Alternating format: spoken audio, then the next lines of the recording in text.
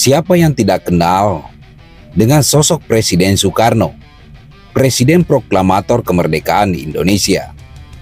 Soekarno juga dikenal dengan orasi yang berapi-api, yang banyak menginspirasi generasi muda untuk tampil berbicara dan berorasi di depan publik. Sosok yang punya orasi yang berapi-api dan membakar semangat bagi yang mendengarkannya, itulah Soekarno. Apalagi dalam hal percintaan, Soekarno nggak ada lawan, istrinya banyak. Lalu, kira-kira harta Soekarno berapa ya? Ada yang tahu? Coba komen di akhir video ini. Salah satu sumber kekayaan Soekarno berasal dari koran Zaitun, Austria. Kronen Zaitun, edisi 17-19 Desember tahun 2019. Kekayaan proklamator Indonesia itu mencapai 180 miliar US dollar yang tersimpan di Banker Union Bank of Switzerland UBS. Kalau dirupiahkan kira-kira berapa ya? Belum termasuk kekayaan yang ada di Indonesia, emas batangan dan sebagainya.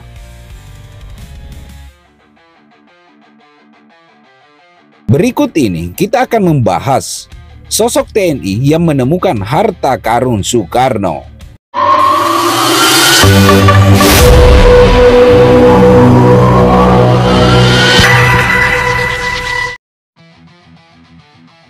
Cerita tak terduga, TNI temukan harta karun emas Soekarno di Sukabumi.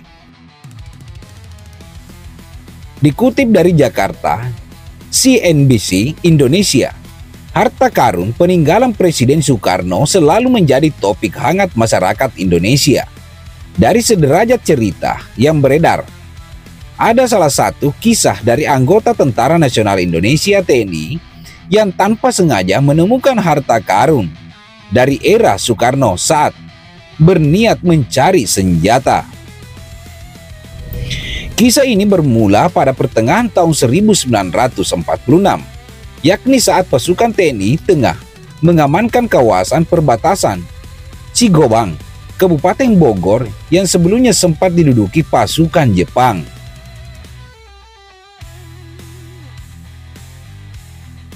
Saat mulai mengamankan daerah dan menggali lahan, tentara tanpa sengaja menemukan peti super besar.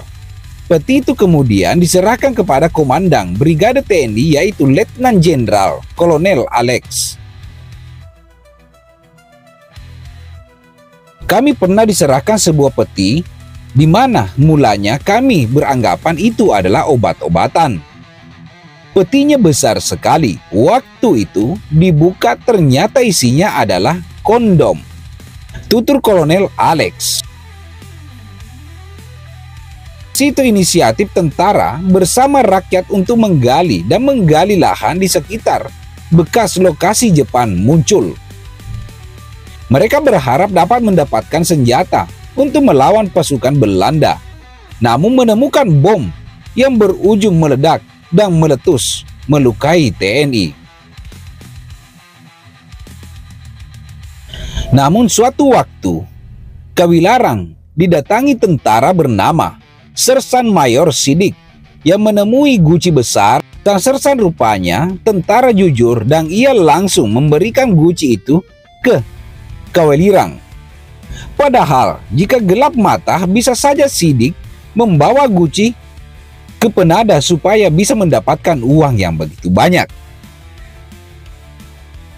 Sersan Mayor Sidik bersama beberapa anggota polisi, tentara, dan rakyat menemukan sebuah guci besar. Setelah guci itu dibuka, mereka menemukan kaos kaki yang berisikan barang keras. Kaos kaki itu mereka buka satu persatu. Mereka kaget melihat isinya emas, permata, dan berlian yang sudah dicongkel-congkel gemerlapan. Saat guci itu berada di markas pasukan Kawilarang, beberapa orang tampak bernafsu kepada harta karun itu. Kawilarang yang kesal lalu ambil 2 peti granat. Bapak-bapak, Mau berjuang lagi? Tanyanya. Ini untuk berjuang, kata Kawilarang kepada mereka sambil menyerahkan 2 peti granat. Ketika orang-orang bernafsu pada harta karun itu masih terlihat penasaran, Kawilarang sekali lagi berbicara, berharap agar orang-orang yang bernafsu itu cepat pergi dari hadapannya.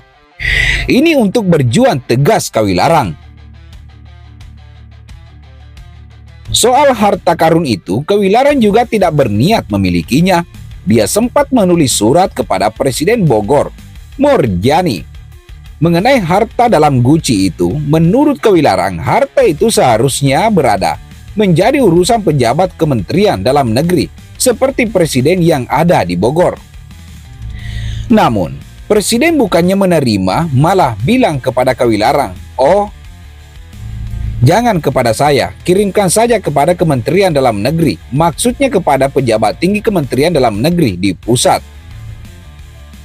Demi keamanan harta itu, Kawilarang segera memerintahkan kepada Letnan Goci dengan ditemani beberapa orang tentara muda untuk menyerahkan harta penemuan Sidik dan kawan-kawan itu ke Kementerian Pusat Republik Indonesia yang berada di Yogyakarta. Emas dan berlian itu sampai ke Yogyakarta dalam keadaan utuh. Di Yogyakarta emas itu diserahkan kepada Mr. Sumarman, Sekretaris Kementerian Dalam Negeri. Nilai emas itu menurut majalah Express pada tanggal 29 bulan 9 tahun 1972 hampir mencapai 6 miliar. Detailnya, harta karun itu berupa 7 kg emas dan 4 kg berlian yang asalnya dari perkebunan Pondok Gede, Bogor.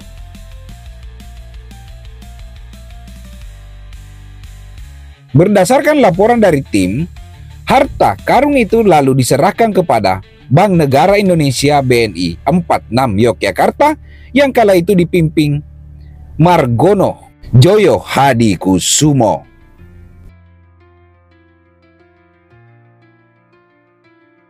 Nah, itulah tadi teman-teman semua. Mudah-mudahan apa yang kami informasikan, apa yang kami beritakan dapat bermanfaat sebagai bahan pengetahuan bersama.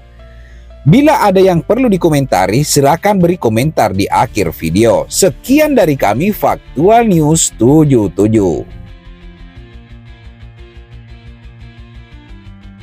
Saudara-saudara sebangsa dan setanah air, kalau jadi Hindu, jangan jadi orang India. Kalau jadi Islam, jangan jadi orang Arab.